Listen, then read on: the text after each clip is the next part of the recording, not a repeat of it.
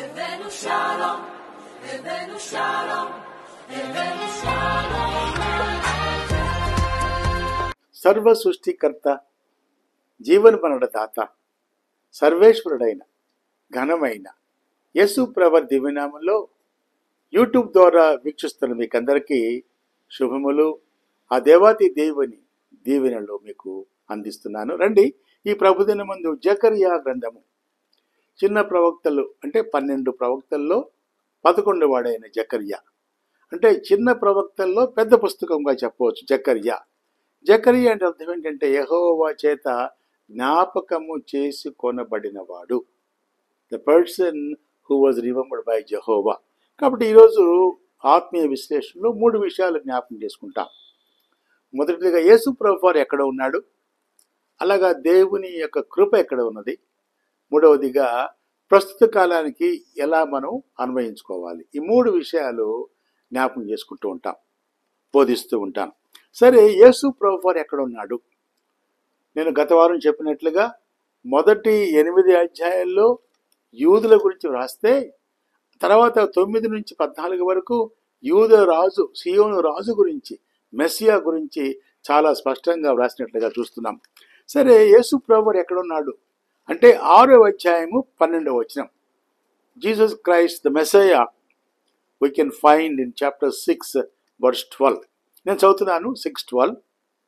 అతనితో ఇట్లనము, సైన్యములకు అధిపతిగా యెహోవా సెలవిచ్చినదేమనగా, చిగురు అను ఒకడు కలడు, అతడు తన స్థలములో నుండి చిగుర్చును, అతడు యెహోవా ఆలయము కట్టును. చూసారండి? తర్వాత అంటాడు, అతడే యెహోవా ఆలయము కట్టును, అతడు ఘనత వహించుకొని సింహాసనాసీనుడై ఏలును, సింహాసనాసీనుడై అతడు యాజకత్వం చేయును. అంటే ముందుగా చెప్పిన మాట ఏంటంటే చిగురు అనే మాట. ఇది యేసు ప్రభు వారికి గుర్తుగా ఉంది. అంటే దావీదు వంశం నుండి చిగురు అనే మాట కూడా వాడుతూ ఉంటాం. కాబట్టి ఇది ముమ్మాటికి మెస్సయా గుర్తుగా ఉంది. ఇది ఆత్మీయ విశ్లేషణలో నూతన నిబంధన విషయములు ఎక్కువగా అంటే ప్రచురించబడిన గ్రంథము జకర్యా. ఈ మాటలు అంటే జకర్యా గ్రంథంలోని మాటలు ఎక్కువగా క్రొత్త నిబంధనలో వాడినట్టుగా చూస్తున్నాం. యేసు క్రీస్తు ప్రభు యొక్క మరణము, ఇశ్రాయేలీయులు ప్రలాపించుట, ఇవన్నీ కూడా చాలా అద్భుతంగా వ్రాయబడింది. యేసు క్రీస్తు ప్రభు వారు దాదాపుగా ఒక 7 విషయాల్లో యేసు ప్రభువుని మనం జ్ఞాపకం చేసుకుంటున్నాం. ఒకటి, ఎక్కడ యేసు ప్రభు అన్నాడంటే ఆయన దీనుడిగా లోకమునికి వచ్చుట. ఇది యేసు ప్రభు గుర్తుగా ఉంది. సర్వాధికారి అయిన దేవుడు, ఆకాశ మహాకాశములు పట్టజాలని దేవుడు, మానవుడిగా బెత్లెహేములో 2000 సంవత్సరాల క్రితంగా దీనుడిగా లోకానికి వచ్చాడు. 9వ అధ్యాయము 9 నుంచి అలాగే 13 వరకు రాయబడింది. ఇదే భావం మత్తయి సువార్త 21:5లో ఉంది, 26:31లో ఉంది, 26 అధ్యాయము 26 నుంచి 51 వరకు ఉంది. నెంబర్ 1. రెండవది ఏంటంటే రక్త నిబంధన ద్వారా ఇజ్రాయేలీయులు తిరిగి సమకూర్చబడుట 9:11లో ఉంది. ఇదే భావం మళ్ళా మార్కు సువార్త 14:24లో ఉంది. కాబట్టి జకర్యాలో చెప్పిన మాటలన్నీ కూడా పాత నిబంధనలో సంపూర్ణమైపోయినాయి. మూడోది ఏంటంటే దేవుడు చెదిరిపోయిన గొర్రెలకు కాపరి. ఈ మాట కూడా 10వ అధ్యాయం 2వ వచనంలో ఉంది. మత్తయి సువార్త 9:36లో కూడా ఉంది. కాబట్టి ఆయన గొర్రెల మంచి కాపరి, ఆయన ప్రధాన కాపరి, మంచి కాపరి, ఆయన ఆత్మల కాపరిగా ఉన్నాడు. కాబట్టి ఇది మూడవది. నాలుగవ విషయం ఏంటంటే ఆయన మోసగించబడి అలాగే ఆయన తృణీకరించబట్టు కూడా చాలా స్పష్టంగా యేసు ప్రభు వారి యొక్క జీవితము ఈ జకర్యా మరి ప్రవక్త గారు చాలా అద్భుతంగా చెప్పినట్టుగా ఉంది. మత్తయి సువార్త 26వ అధ్యాయం 15వ వచనము, 27:9-10లో కూడా ఉంటుంది కదా. ఐదవది ఏంటంటే ఆయన గాయపరచబడి మరణించుట. ఇది కూడా చాలా స్పష్టంగా 14వ అధ్యాయం 6లో ఉంది. ఆరవది ఏంటంటే ఆయన మహిమతో తిరిగి వచ్చి ఇజ్రాయేలీయుల శత్రువులను విడిపించడం కూడా 6వ విషయంగా కనపడుతుంది.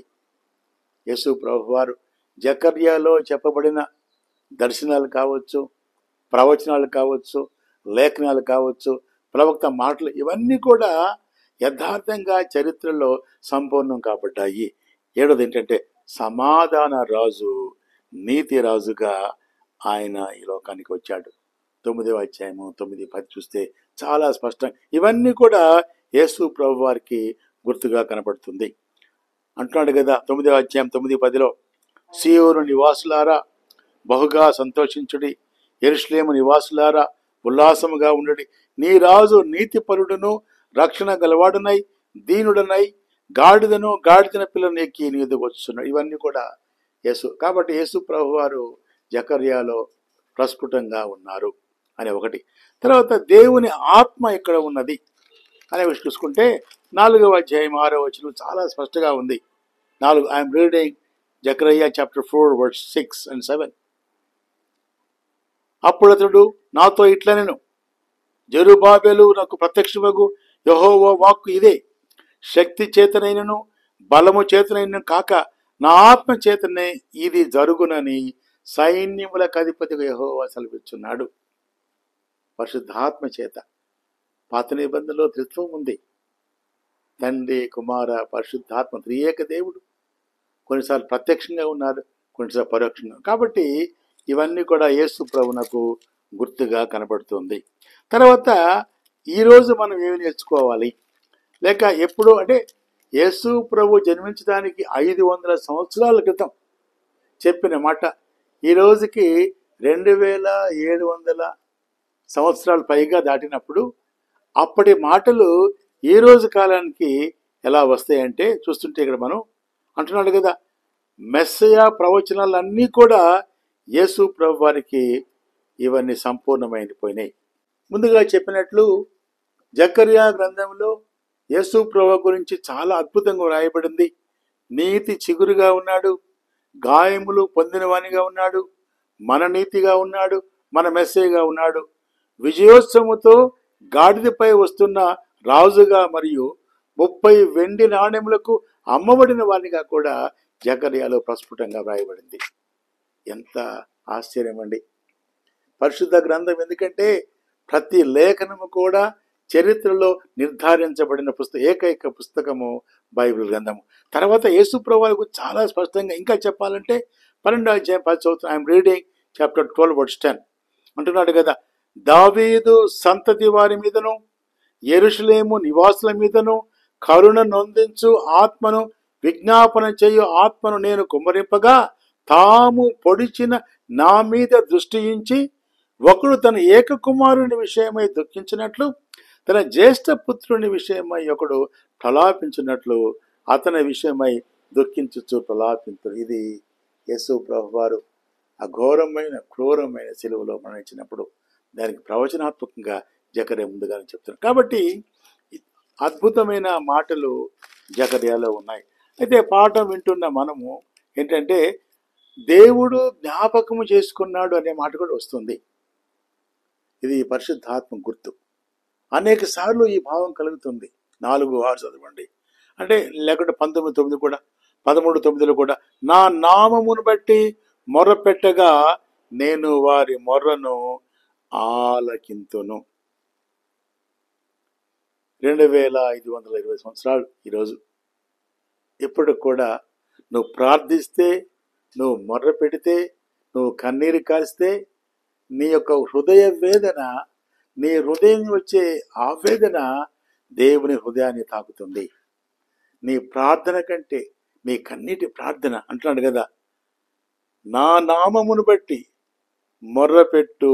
మొరపెట్టగా నేను వారి మొరను. ఇది పరిశుద్ధాత్మ దేవుడు చేసే కానీ. కాబట్టి ఇవన్నీ విషయాలు కూడా జ్ఞాపకం చేసుకుని ప్రభువా ఈరోజు నేటికి కూడా ఈ మాట మనకు వర్తిస్తుంది జ్ఞాపకం చేసుకొని, అద్భుతమైన ప్రవక్త యెహోవా చేత జ్ఞాపకము చేసుకొనబడిన వాడు కాబట్టి నిన్ను నన్ను ప్రభు జ్ఞాపకం చేసుకున్నాడు. ఎందుకంటే ఈరోజు నీవు నేను సజీవులుగా ఉన్నామంటే ఆయన మనల్ని జ్ఞాపకం చేసు. కాబట్టి ఈ యొక్క ఆత్మీయ విశ్లేషణలో జకర్యాలో చెప్పిన మాటలన్నీ కూడా కొత్త నిబంధనలు మత్తయి సువార్త, మార్కు సువార్తలో స్పష్టంగా సంపూర్ణమైనవి. కాబట్టి ఈరోజు వాక్యం వింటున్న మనము శక్తి చేత కాదు, బలము చేత కాదు, దేవుని ఆత్మ. యేసు ప్రభువారు నిజమైన దేవుడు, లోకానికి వచ్చాడు. నీ కొరకు నా కొరకు జీవించి మరణించి రక్తము కార్చి మరణాన్ని జయించిన ఏకైక దేవుడు కాబట్టి ఆయన శక్తి, ఆయన బలము నీలో నాలో పూర్తిగా ప్రవహించి మన జీవితాలు ప్రజ్వలింపబడును గాక. అలాంటి కృప ఆ దేవదేవుడు నీకు నాకు దయచేయను గాక. ప్రార్థన చేసుకుంటాం. మహాకృపగల తండ్రి, మా ప్రేమ గల నాయన ప్రభువా, మా దేవ, మరోసారి జకర్యా గ్రంథంలోని ఆత్మీయ విశ్లేషణకు వెళ్ళాం ప్రభువా. 14 అధ్యాయాలు యెహోవా చేత జ్ఞాపకం చేసుకొనబడిన వాడు నన్ను మీరు జ్ఞాపకం చేసుకుంటున్నారు ప్రభువా. వాక్యం వింటున్న ప్రతి వారిని జ్ఞాపకం చేసుకో ప్రభువా. తండ్రి, మా కష్టాల్లో, మా బాధల్లో, మా దుఃఖంలో, మా వేదనలో, అనేక క్లిష్ట పరిస్థితుల్లో నీ సువార్త సేవలో ముందుకు వెళుతున్న సేవకుల్ని, సైనికుల్ని, ఉత్తర భారతదేశం, దక్షిణ భారతదేశం, ప్రపంచమంతా కూడా నీ కొరకు, నీ నామం కొరకు హింసించబడుతున్న వారిని ప్రభు మీరు జ్ఞాపకం చేసుకో ప్రభువా. మా దేశంలో ఉన్న క్రైస్తవ సంఘాన్ని మీరు జ్ఞాపకం చేసుకో తండ్రి. యెహోవా చేత జ్ఞాపకం చేసుకొని పడిన ఆ ప్రవక్త నాకు స్ఫూర్తిగా ప్రభువా. తండ్రి, శక్తి చేత కాదు, బలము చేత కాదు, కేవలం నీ ఆత్మ చేత నన్ను మమ్మల్ని ఆయత్తపరిచి అభిషేకించు ప్రభువా. తండ్రి, అద్భుతమైన ప్రవక్త తండ్రి, ప్రవచనాలు, దర్శనాలు ఇవన్నీ కూడా ఆయన క్రొత్త నిబంధనలు సంపూర్ణం కాబట్టి నాకు మాకు ఓ ప్రేరణగా ఇచ్చిన వందనాలు తెలియజేస్తూ అనేక మంది విని రక్షించబడి యేసు ప్రభువును అంగీకరించి నీ కుమారులుగా, కుమార్తెలుగా మార్చుమని యేసు ప్రభు నామములో ప్రార్థించి అడిగి వేడుకొంచున్నాను తండ్రి. ఆమేన్. తండ్రి, కుమార పరిశుద్ధాత్మ దేవుని సన్నిధి, స్వస్థత, సహాయము, సమాధానము, సంతోషము, సమృద్ధి మనకు, మన బిడ్డలకు, ప్రభు బిడ్డలకు మన జీవితకాల పర్యంతము తోడయుండును గాక. ఆమేన్, ఆమేన్, ఆమేన్. షాలోమ్, బ్లెస్డ్ టు ఆల్. దేవుడు మనల్ని దీవించును గాక.